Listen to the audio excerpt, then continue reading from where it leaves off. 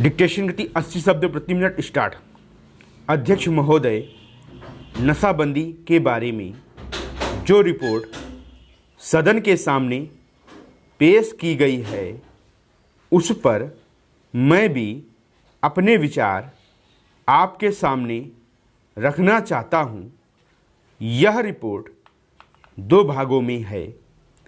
इन दोनों भागों में ही अनेक बातों का जिक्र किया गया है।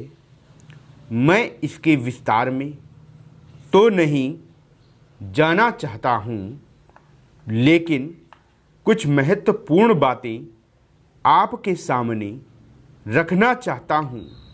सबसे पहला प्रश्न यह है कि क्या नशाबंदी हमारे देश के लिए आवश्यक है?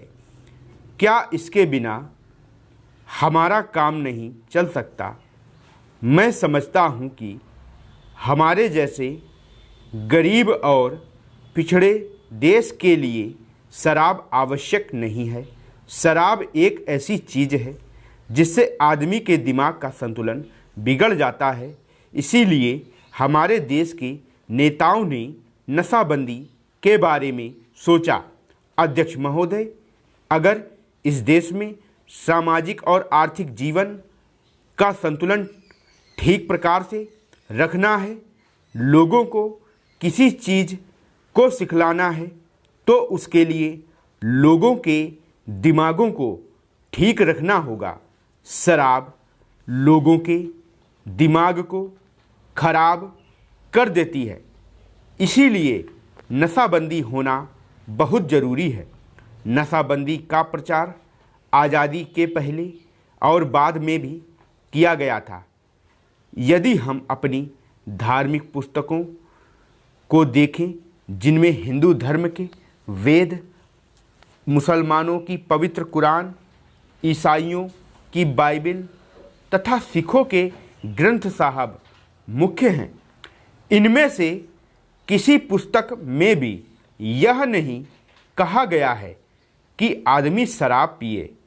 प्रत्येक धर्म में भी सभी स्थानों पर इसका खंडन किया गया है।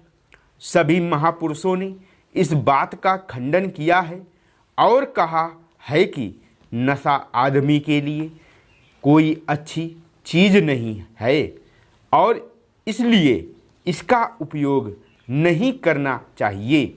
मैं आपका तथा इस सदन का ध्यान दिलाना चाहता हूँ कि जहाँ जहाँ भी इसमें ढील दी गई या जहाँ नशाबंदी नहीं है, वहाँ हालत पहले से खराब ही हुई है। शराब से कई प्रकार की हानियाँ होती हैं। इससे आर्थिक हानि तो होती ही है, इसके अलावा समाज में अपराध भी बढ़ जाते हैं। इसके शिकार गरीब, मजदूर और हरिजन लोग होते हैं। अगर इनको शराब की आदत पड़ जाती है तो वे कितना भी पैसा कमाते हैं, सारा शराब में खर्च कर देते हैं। शराब में वे अपने परिवार को भूल जाते हैं। परिवार पर वे तरह तरह से जुल्म भी करते हैं।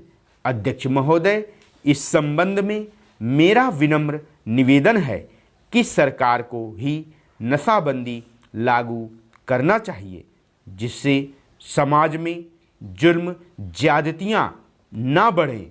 यदि सरकार ने इस ओर ध्यान नहीं दिया तो काफ़ी परेशानियों का सामना लोगों को करना पड़ेगा। उपाध्यक्ष महोदय, आज मैं देश के गन्ना पैदा करने वाले किसानों की स्थिति की तरफ आपका ध्यान दिलाना चाहता हूँ। मैंने जिस दिन यह नोटिस दिया था, तब मैं समझता था कि शायद उनके गन्ने के मूल्य का जो भुगतान होना है, उसकी राशि 100 करोड़ रुपए से ज़्यादा नहीं है। लेकिन आज ही अखबार में मैंने पढ़ा है कि 400 करोड़ रुपया देश के गन्ना पैदा करने वालों को चीनी मिलों से लेना है।